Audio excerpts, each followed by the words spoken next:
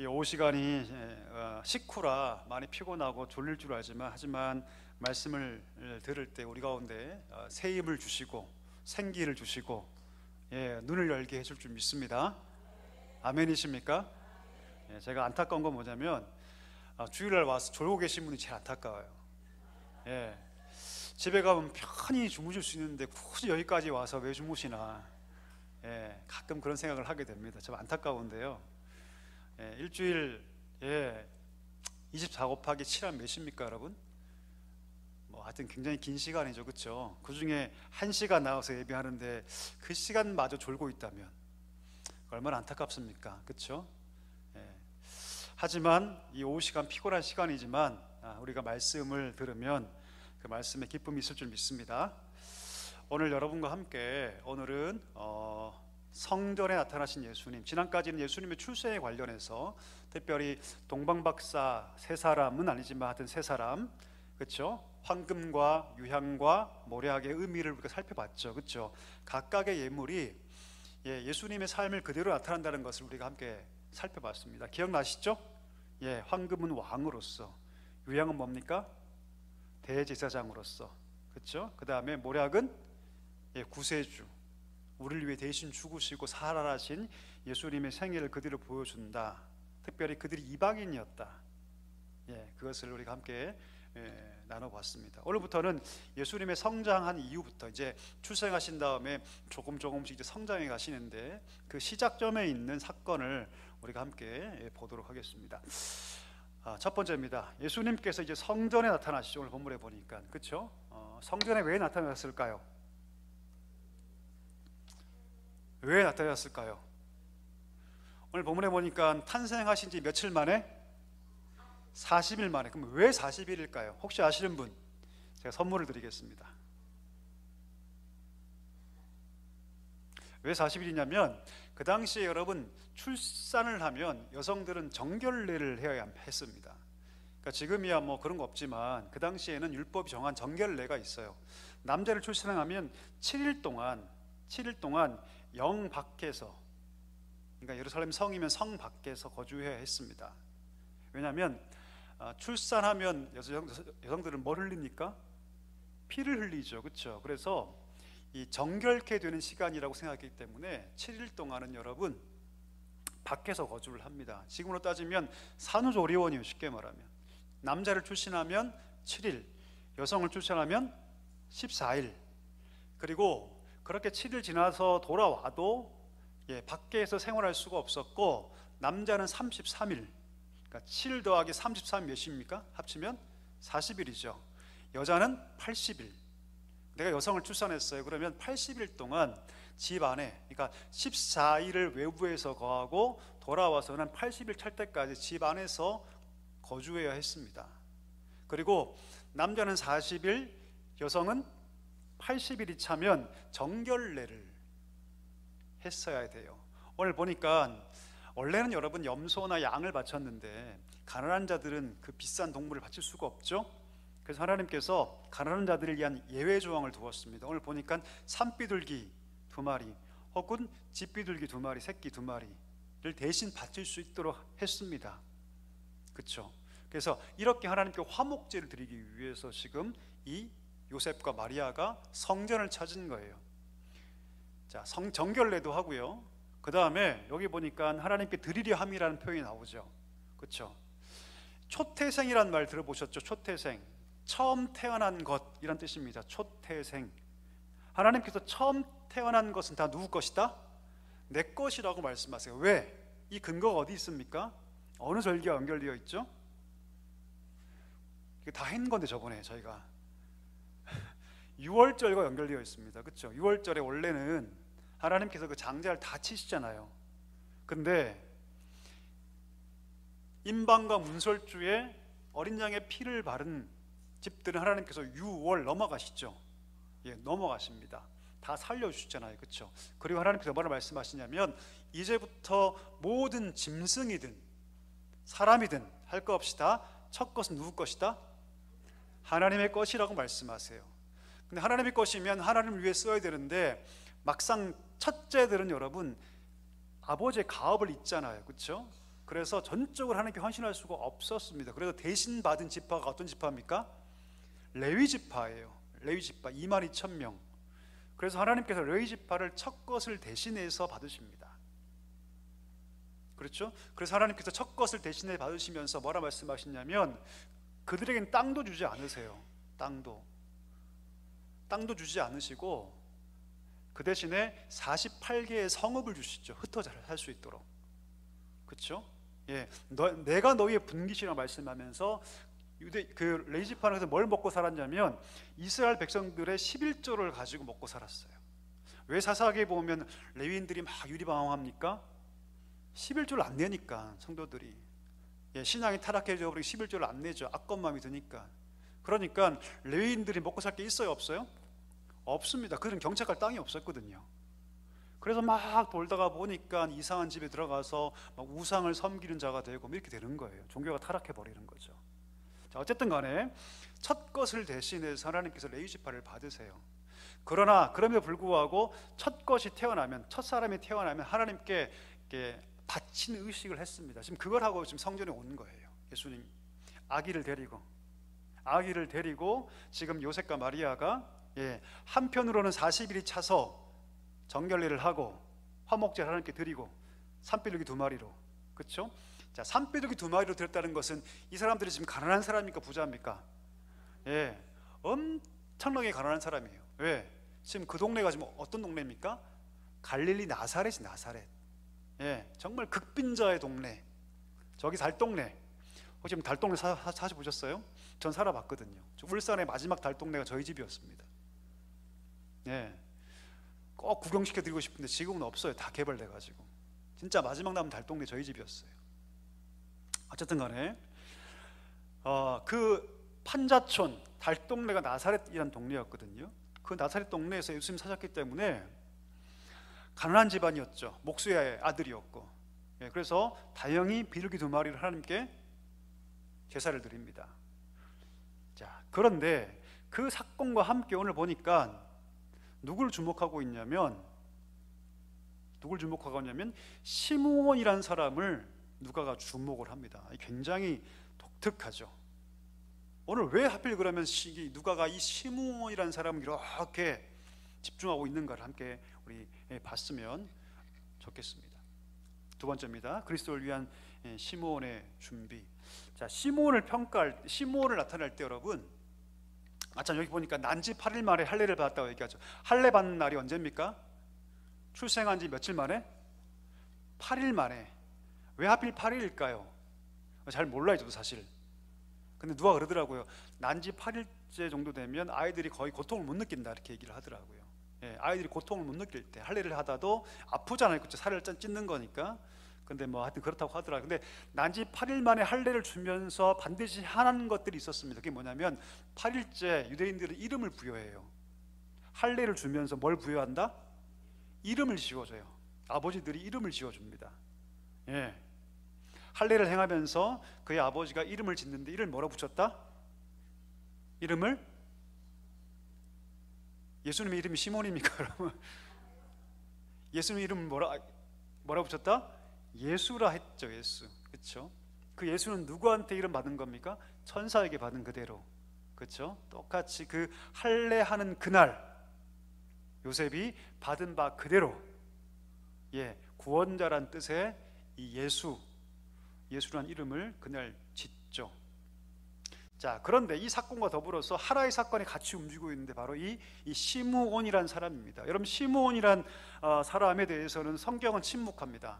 그가 뭐 어떤 사람이고 나이가 몇 살이고 그의 아버지가 무엇인지 전혀 등장하지 않고 전혀 말하지 않아요. 근데 여러분, 한 가지를 얘기하죠. 뭐라고 얘기합니까? 그가 의로운 자였다라고 얘기하죠.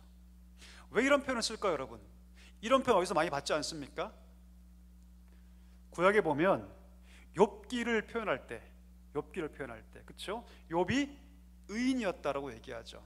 그리고 노아를 표현할 때 그는 의인이었다고 얘기를 하죠. 예, 같은 표현이 지금 여기 등장하는데 이 시대가 굉장히 악하고 어두운데 마치 독야청청 홀로 빛을 발하고 있는 어떤 한 사람을 얘기할 때 그는 의로운 자였다라고 보통 표현합니다.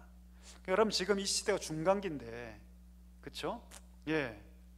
그런데 모든 사람들이 여러분 메시아를 바라보고 있었을까요? 아니요, 그렇지 않아요. 왜냐하면 지금은 정치적으로 굉장히 혼란기였기 때문에, 지금 로마가 압제를 하고 많은 이 고통적인 상황들이 많이 있었기 때문에 이 이스라엘 유대인들이 여러분 메시아 대망 사상을 갖고 있었지만 다 변질돼 버려요. 어떻게 변질됐을까요? 정치적 메시아, 절대 군주가 나타나서 로마를 전복시켜 버리고 우리를 정치적으로 구원해 줄 거라고 생각했죠. 그건 진짜 메시아 대망 세상이 아닙니다, 절대로. 그렇죠? 자, 그런 상황 가운데 오로지 진짜 의미에서, 분명한 의미에서 메시아를 기다리는 자는 누구밖에 없었다? 누구였다? 시므온이었다. 이 얘기를 하고 싶어서 지금 그의 모든 백그라운드는 다 숨기고 그가 의로운 자라였다고 얘기를 하고 있다는 것이죠. 자, 그러면서 그가 무엇을 기다리고 있었다? 이스라엘의 위로를 기다리고 있었다라고 얘기를 하죠. 자, 여기서 말하는 이스라엘의 위로는 아까 말한 것처럼 정치적 메시아가 아니라 그 예수님 진정한 메시아, 정말로 우리 마음 가운데 참 위로와 구원을 가져다 줄 진정한 의미에서의 메시아를 이 시므온이 기다리고 있었다는 뜻이에요. 다른 사람들이 하는 것처럼 똑같이 그렇게 정치적인 메시아를 기다리는 것이 아니라 정말 진정한 의미에서의 참 자유와 해방을 줄 그럴 진정한 메시아를 이 시므온이 기다리고 있었다라고 얘기를 하고 있다는 것이죠. 이 짧은 두 마디는 여러분, 그가 의로운 자였고 진정한 이 이스라엘의 위로를 기다린 자였다, 이 두 마디 표현은 여러분, 이 시므온이 그 시대 사람과 철저하게 구별된 자였다라는 것을 알려주는 그런 표현이라고 할 수 있습니다. 자, 그러면 우리 시므온에 대해서 좀 더 깊이 좀 들어가 봤으면 좋겠습니다. 자, 그리스도를 위한 시므온의 준비. 자, 첫 번째, 그는 무슨 지배를 받았습니까? 성령의 지배를 받았다. 오늘 본문 펴 보시면 여러분 25절 볼까요? 성경 피셔서 25절 보겠습니다. 놀라운 표현이 등장하는데 우리가 좀 25절 같이 한번 읽어볼까요? 시작. 이 사람은 의롭고 경건하여 이스라엘의 위로를 기다리는 자라, 성령이 그 위에 계시더라. 아멘. 여러분, 이것이 굉장히 놀라운 표현이에요. 왠지 아십니까? 지금 여러분 시므온은 구약 사람이에요, 사실. 그렇죠? 구약에서 성령이 임재한다는 것은 특별한 목적 지향적입니다. 무슨 말이냐면 왕이나 선지자나 제사장으로 임명받을 때 기능적으로 그 성령이 임해요.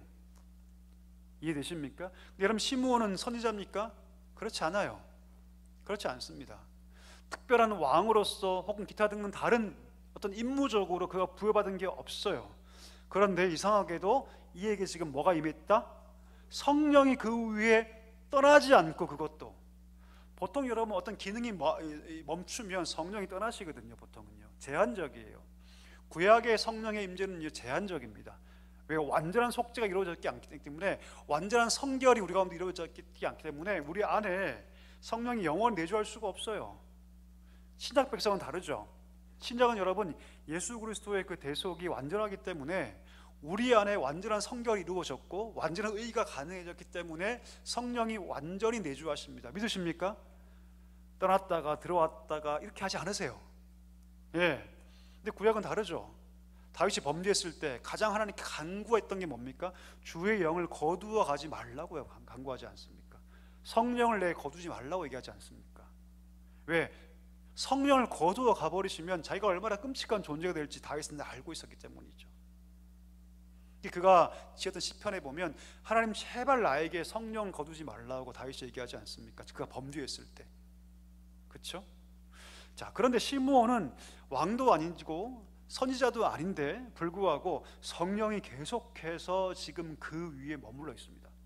언제부터 시작인지 알지 못해요. 아마도 그의 평생이었을 거라고 저는 짐작해요. 예수님 만날 바로 그때까지, 아구 예수를 만날 바로 그때까지 아마 성령이 그 위에 계셨더라고 미루어 짐작할 수 있습니다. 그는 철저하게 어떤 직분도 없었고 특별한 사명도 없었는데 성령께서 그를 붙잡고 계세요. 그를 지배하고 계시죠. 놀랍지 않습니까, 여러분?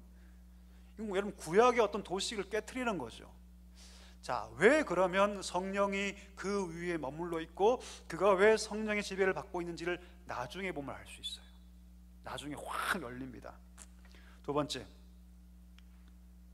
그는 성령님의 뭘 받습니까? 어떤 짓입니까? 그러면 어떤 짓이냐면 네가 메시아를 보기 전엔 절대 죽지 않는다. 지금 이스라엘의 위로를 기다리고 있는데 이 얼마나 축복된 소식이에요. 하나님께서 성령을 통해서 뭐라 말씀하십니까? 그래, 네가 지금 이스라엘의 참 위로, 정치적 군주도 아니고 절대 왕도 아니고 진정한 메시아를 기다리고 있는데 네가 기다리는 그 메시아를 보기 전까지 절대 죽지 않을 거야 라고 하나님께서 약속하시죠. 지시해 주시죠. 놀랍지 않습니까? 자, 그런데 그러던 어느 날 짠짠짠, 성령께서 그를 이끌어서 어디로 데리고 가십니까? 시므온을 어디로 데리고 가세요? 성전으로 갑자기 그를 이끌어 가세요. 성령이 그 위에 지배하고 있고 머무르고 있고 약속도 받았던 이 시므온을 어느 날 갑자기 성령께서 어디로 이끌고 가시냐면 성전으로 이끌어 가세요. 27절 볼까요? 27절 우리 같이 한번 읽어보겠습니다. 본문 피셔서 27절 읽겠습니다. 시작. 성령의 감동으로 성전에 들어가매 마침 부모가 율법의 관례대로 행하고자 하여 그 아기 예수를 데리고 오느니라. 할렐루야, 할렐루야. 예, 오랜 기간 동안에 성령의 임재 속에서 그 메시아 오심을 기다리고 네가 절대로 그 메시아가 오는 것을 보기 전 죽지 않을 거라는 약속을 받고 있는데 성령의 인도하심을 따라 그가 갑자기 성전에 들어갑니다. 내가 왜 들어간지 몰라요, 여러분. 들어갑니다. 그런데 그때 누가 오는 거예요? 예수님과 그의 어머니와 아버지가 율법이 정한 예식을 행하기 위해서 지금 아기를 안고 들어오는 거죠. 여러분, 이 말도 안 나오네. 기가 막힌 드라마를 누가 쓰십니까? 하나님이 쓰세요. 하나님이. 그러니까 하나님께서 당신을 사모하고 기다리고 열렬하게 그를 찾는 자들에게 얼마나 그 인생의 그 퍼즐을 맞추셔서 하나의 완벽한 그림을 이루어 가시는가를 오늘 이 시므온의 생애를 통해서 완벽하게 알 수 있죠. 성령께서 완벽하게 그 자리에서 예수님 만나게 하십니다. 여러분 생각해 볼까요? 그러면 그 성전에 정결하기 위해서 온 아기들이 예수님밖에 없었을까요? 없었을까요? 아니에요, 여러분. 아니, 절대 그렇지 않습니다. 디아스포라 유대인들 할 거 없이 성전 하나였기 때문에 할 거 없이 아마도 많은 아기들이 분명히 율법이 정한 그 정결하기 위해서 왔을 겁니다. 근데 그때 성령께서 말씀하시고 감동하시는 대로 메시아인 걸 직감하죠. 아, 저 아기가 누구다? 메시아이시구나. 하나님께서 대반에 알게 하세요. 신학적으로 논리적으로 조사 연구해서가 아니라 성령의 감동하심을 따라 성전에 들어와서 성령의 감동하심을 따라 이 아기가 메시아인 것을 그가 직감합니다. 자, 이 아기가 메시아인 걸 직감했을 때 그가 했던 반응, 그게 바로 세 번째인데요. 바로 그가 그 아기를 안고 뭐 하기 시작합니까? 찬송하기 시작합니다. 자, 첫 번째, 어떤 찬송입니까? 우리 성경 볼까요? 누가복음 우리 2장 28절 같이 한번 읽어볼까요? 같이 읽겠습니다. 시몬이 아기를 안고 하나님을 찬송했습니다. 할렐루야. 그 메시아를 보자마자 막 소리를 지르는 게 아니라 가장 먼저 뭐 했다? 그 아기를 안고 감격 속에서 뭐 했다? 예배했습니다. 예배했어요. 만남 볼까 이렇게 하지 않아요, 여러분. 아, 메시아가 맞나?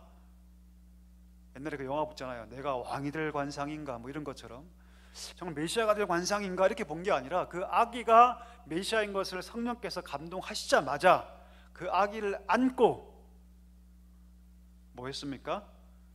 예배합니다. 아주 감격적이죠. 메시아를 맞는 자들의 특징입니다, 여러분. 예배합니다.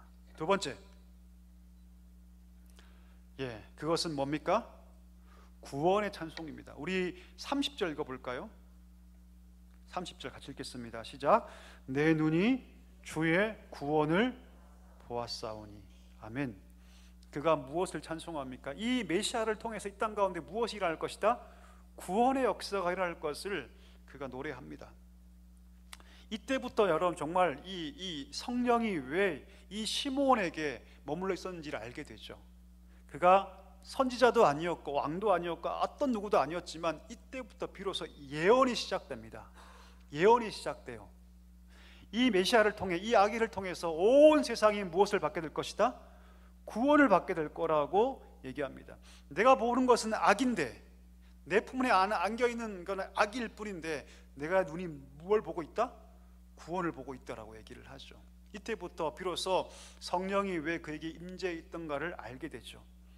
본격적인 그 메시아를 향한 예언 사역들이 이 시므온의 입에서 쏟아져 나오기 시작합니다. 그것은 여러분 구원의 찬송이었죠. 세 번째, 그것은 뭐였습니까? 같이 읽어볼까요? 세 번째, 그것은 뭐였다? 선교적 찬송이었다. 한번 읽어볼까요? 말씀 우리 32절 31절부터 읽겠습니다. 시작. 이는 만민 앞에 예비하신 것이요 이방을 비추는 빛이요 주의 백성 이스라엘의 영광이다. 아멘. 아멘. 그 빛이 만민 앞에 비추고 있다라고 얘기하고요, 이방을 비춘다고 얘기를 하죠. 유대를 비추는 것이 아니라, 이스라엘 비추는 것이 아니라 어디를 비춘다? 온 만민, 온 이방을 그 빛이 비추고 있다라고 얘기합니다. 여러분, 이건요 우리한테는 되게 익숙하죠. 우린 이방인들이었고 이방인 안에서 예수를 믿었기 때문에. 근데 여러분, 이것이 유대인들 입장에서는요 놀라운 고백이에요. 굉장히 놀라운 고백입니다. 메시아가 와서 이방인의 빛이 된다? 이것은 여러분 상상할 수가 없어요. 여러분, 상상할 수가 없는 거예요. 근데 지금 이 시므온이 성령의 감동 안에서 지금 메시아의 영광된 사역의 결과를 지금 선포하고 있는 것이죠. 아기 예수를 통해서 이 땅 가운데 구원이 선포될 것이고 실행될 것이고, 그 일들을 통해서 그것은 빛이 되어서 온 세상에 환하게 비추게 될 것인데, 이방을 비춰서 그 이방인들이 누구에게? 그리스도께로, 메시아에게로 나오게 될 것이라고 얘기하고 있죠. 33절에 보니까 그 얘기를 바로 곁에 들었던 그 부모의 반응이 기록되죠. 읽어볼까요? 33절 시작. 그의 부모가 그에 대한 말들을 놀랍게 여겼더라. 여러분, 마리아와 요셉 경건한 사람들 아닙니까? 그렇죠? 그런데 마리아 요셉이 볼 때도 이 말은 너무 놀라운 거예요. 너무 놀라운 거예요. 기이할 정도로 놀라운 말을 지금 시므온이 지금 예언하고 있다는 것이죠. 자, 그럼 한 단계 더 들어가서 그 이후에 시므온의 예언들을 좀 더 살펴보기를 원하는데요, 예수님에 대한 예언들을 어떤 특징적인 표현법으로 말하고 있습니다. 예수님의 사역에 대해서 첫 번째가 뭡니까? 돌이라고 얘기하죠. 돌. 어디 나옵니까 여러분?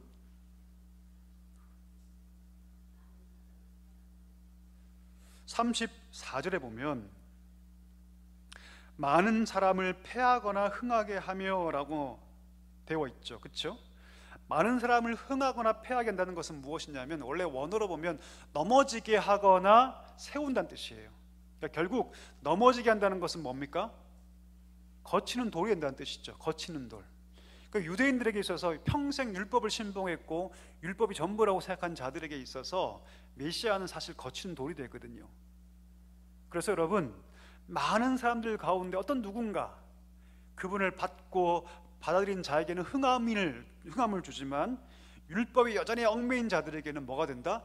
거치는 돌이 됩니다. 거치는 돌. 그래서 예수님의 삶을 돌이라 표현하죠. 두 번째, 독특한 표현이 나오는데요, 우리 34절도 한번 읽어볼까요? 같이 시작. 시므온이 그들에게 축복하고 그의 어머니 마리아에게 말하여 이르되, 보는 이스라엘 중 많은 사람을 패하거나 흥하게 하는 비방을 받는 표적이 되기 위하여 세움을 받았고. 자, 비방을 받는 표적. 여러분, 표적이란 말 제가 아침 설교에도 설명했는데, 표적은 여러분 무엇을 알리는 어떤 표시입니다. 그렇죠? 이 표적이죠. 내가 어떤 행동을 했어요. 그러면 그 행동을 통해서 저건 뭐다, 누구를 가리킨다라고 알 수 있는 그게 어떤 표적이라는 겁니다. 예수님께서 뭐예요? 누구를 알려주세요? 이 땅 가운데 하나님을 알려주시죠. 그렇죠? 하나님이 어떤 분이시고 어떤 성품을 가지시고 나 이 메시아의 삶을 통해서 지금 이 땅 가운데 어떤 일들을 일으키실 것인가를 알려주어서 예수님 삶과 그의 모든 인생은 표적입니다. 근데 그 표적이 뭐가 될 것이다? 비방을 받을 거라는 거예요. 독특하죠. 이런 표적이 되면 대환호를 받아야 할 텐데 환호를 받지 못하고 오히려 어떻게 된다? 비방을 받게 될 거라고 얘기해요. 예수님께 하시는 모든 사역들이 이제 비방을 받게 될 거라고 얘기를 합니다. 여러분, 이것은요 정말 성령의 감동이 아니고서는 결코 말할 수 없는 거죠. 표적이면 환대를 받아야 되는데, 환영을 받아야 되는데 예수님께서 오히려 비방받게 될 것이다. 결국 이 비방이란 말은 어디까지 연결되냐면 십자가 사건까지 연결됩니다. 비방을 받아서 그가 결국은 죽임을 당할 것을 이 비방받는 표적이라는 말에 담겨 있다고 얘기를 하죠. 마지막 세 번째, 칼. 이 칼은 여러분 이 두 부모를 향해서 하는 말인데요, 우리 35절도 한번 읽어볼까요? 같이 읽겠습니다. 또 칼이 내 마음을 찌르듯 하리니 이는 여러 사람의 마음의 생각을 드러내려 함이니라. 아멘. 예수님의 그 삶을 통해서 그 두 부모의 마음이 칼로 찌르는 것처럼 고통스러울 것을 말씀하고 있다는 것이죠. 자, 시므온은 여러분 놀랍게도 이미 성령이 임하고 있어요. 어떤 기능이나 어떤 임명을 받지 않고 성령이 계속해서 임하고 하나의 약속만 딱 주죠. 메시아가 오기 전까지 네가 죽지 않을 것이다. 근데 하나님께서 그의 발걸음을 인도하시고 성전 안에서 아기 예수를 만나서 그 삶에 대한 위대한 예언들을 그때부터 시작합니다. 아주 짧은 시간 동안에, 아주 짧은 시간 동안에. 제가 이 말씀을 묵상하면서 그런 생각을 해봤어요. 여러분, 하나님께서 부르시는 방법과 쓰시는 기간은 너무 다양하다. 우리는 평생 하나님께 쓰임받기를 원하지만 때로는 하나님께서 요만큼 쓰실 때도 있어요. 반대로 나는 이만큼 하나님께 쓰임받고 싶은데 하나님께 날 부르셔서 이만큼 쓰실 때도 있어요. 누가 결정하십니까? 누가 결정하세요? 하나님 결정하세요. 아멘이시죠? 제가 이번 주에 세미나 갔다 왔는데 그 세미나를 이끄시는 목사님은 큰 교회 목사님이십니다. 근데 그분이 그러시더라고요. 미국에서도 엄청나게 성공하셨고, 이 성공이란 말이 뭐 세상적인 것 같지만 크게 교회를 부흥시켰고 한국에 와서 크게 부흥을 시켰어요. 세미나를 딱 처음 시작하면서 뭐라고 하냐면, 여러분 목회 사이즈는요 하나님 결정하십니다 라고 얘기하시더라고요. 그분은 한 번도 부목사를 해본 적이 없어요. 저는 부목사만 22년을 했거든요. 저는 부교육자 생활만 22년을 했어요. 사실은요. 정말 우리 죄송하지만 새끼 전사부터 쫙쫙쫙. 근데 그분은 신학을 공부하면서 그때 9명 남겨있는 개척교회, 미국 개척교회, 달라스 쪽에 있는 개척교회. 근데 그 원래 있던 목사님이 그 거의 교회를 버리고 떠나버리신 거예요. 자기는 평생 여기서 목회할 마음도 없었고 그냥 한국에 돌아가서 목회할 마음이었는데 하나님께서 내 교회를 네가 왜 버리니라는 마음을 듣고 순종하신 거예요. 여기서 그냥 9명 데리고. 그 미국에 살면서 뭐 30가지 넘는 일을 했다고. 투잡을 뛸 수밖에 없으니까 가이드도 하고 청소일도 하고 잡부일도 하고 가서 도넛도 굽고 별걸 다 했다 하더라고요. 그 젊은 나이, 어린 나이부터 계속해서 이렇게 하는데 그가 깨달았던 게 뭐냐면, 목회 사이즈는 하나님께서 결정해 주시는 거구나. 내가 큰 교회를 한다고 대단한 사람도 아닐 뿐더러 그냥 하나님께서 주시는 대로 작은 교회면 강력한 작은 교회, 중간급의 교회면 강력한 중간급의 교회, 큰 교회면 강력한 큰 교회가 되면 되겠구나라고 마음을 먹었답니다. 근데 하나님께서요 그 마음을 먹자마자 비전을 주시고 철학을 주시고 사랑을 붙여주셔서 이렇게 성장한 모습을 보니까 큰 도전이 되더라고요. 여러분, 하나님께서 쓰시는 방법은 너무 다양하죠. 그렇죠? 오늘 시므온 보십시오. 여러분, 이 짧은, 얼마나 짧았겠어요. 여러분, 그 어머니를 만나서 그 아기를 안고 했던 그 짧은 예언의 순간, 그 예언의 순간을 위해서 성령께서 그를 계속 붙잡고 계시죠. 그 전에 사역은 거의 없다고도 봐요. 저는 거의 없었을 거라고 저는 추측합니다. 어떤 사역도 나타나지 않아요. 사실은 그냥 기다릴 뿐이죠. 예루살렘에서 일부러 저 이사도 안 갑니다. 그냥 거기 사는 거예요. 왜? 왕이 오실 거니까. 그 예루살렘에서 그냥 사는 거예요. 계속 기다리고 기다리다가 마지막에 그 짧은 순간에 완전한 예언의 사역들을 감당하고 그는 사라집니다. 역사의 뒤안길로. 정말 짧은 순간이죠. 그러니까 하나님 쓰시는 방법은 다 다릅니다, 여러분. 누군가는 길게 쓰시기도 하고 누군가는 짧게 쓰시기도 하고. 그렇죠? 여러분, 옛날에 이 사랑교회 몇백 명 가득 찼을 그럴 때가 있었다고 제가 들었습니다. 그럴 때가 오겠죠, 여러분? 그 중에 계셔 또 어떤 분도 내가 이 교회 정말로 목숨 바쳐 섬겨야지 라고 생각했던 어떤 분 지금 계시지 않잖아요. 여러분들은 계시잖아요, 지금. 그쵸? 그 자리를 지키고 계신 거잖아요. 그쵸? 하나님 여러분을 쓰시고 있는 거죠. 이 사랑교회를 위해서. 이 교회를 지나갔던 많은 사람들, 어떤 사람들은 내가 이 교회에서 뼈를 묻을 거야, 앞으로 내가 이 교회를 섬길 걸, 하지만 그건 하나님 손에 있다는 것이죠. 시몬이 딱 그랬습니다. 이 짧은 순간을 위해서 그가 기다렸을 때 하나님께서 그를 쓰셨다는 것이죠. 참 은혜가 됩니다. 자, 그러면 우리가 이 시몬의 생애에서 무엇을 배울 수 있는가? 자, 이거 하고 우리 마칠 텐데요. 첫 번째, 한번 같이 한번 읽어볼까요? 시몬은 그리스도에 대한 계시를 어떻게 받았는가? 그가 계시 어떻게 받았죠, 여러분? 연구에서 받았습니까? 아니죠. 뭘로 받았죠? 성령의 영감을 통해서 받았습니다. 성령의 역사 속에서 그가 이걸 깨달아요. 저가 메시아구나 깨닫는 것은 여러분의 악의 얼굴을 다 대조한 게 아니에요, 여러분. 그렇죠? 성령께서 직접적으로 그걸 계시하셔서 만나게 하셨다는 것이죠. 여러분, 우리가 어떻게 하나님을 알게 됩니까? 누가 계시하셔서? 하나님께서 우리 계시해 주셔서 그 계시의 영을 따라서 우리가 이 말씀을 진리로 수납하는 거죠. 여러분, 시므온이 받아들인 방식과 우리가 하나님 만나고 진리를 수납하는 방식이 똑같다는 것이죠. 성령의 역사, 성령의 영감, 성경의 계시를 통해서. 두 번째, 시므온은 우리가 그리스도를 영접해야 하는 방식이 어떤가를 보여줍니다. 그럼 그가 어떻게 예수님을 영접합니까? 만나자마자 그를 안고 예배하지 않습니까? 간절한 마음으로 그를 기다렸더니 예수님께서, 성령께서 아기 예수를 만나게 하시고 그를 완전히 인식하게 하시고 온전히 영접하게 하시죠. 그러니까 여러분, 얼마나 간절히 구하는 자에게 하나님께서 어떤 은혜를 주신가를 우리가 알 수 있습니다. 마지막 세 번째, 이거 참 기막힌 표현인데요. 세 번째는 시므온은 여러분, 메시아를 모신 우리가 누리는 안식이 무엇인가를 말해줍니다. 우리 마지막 표현 한번 읽어볼까요?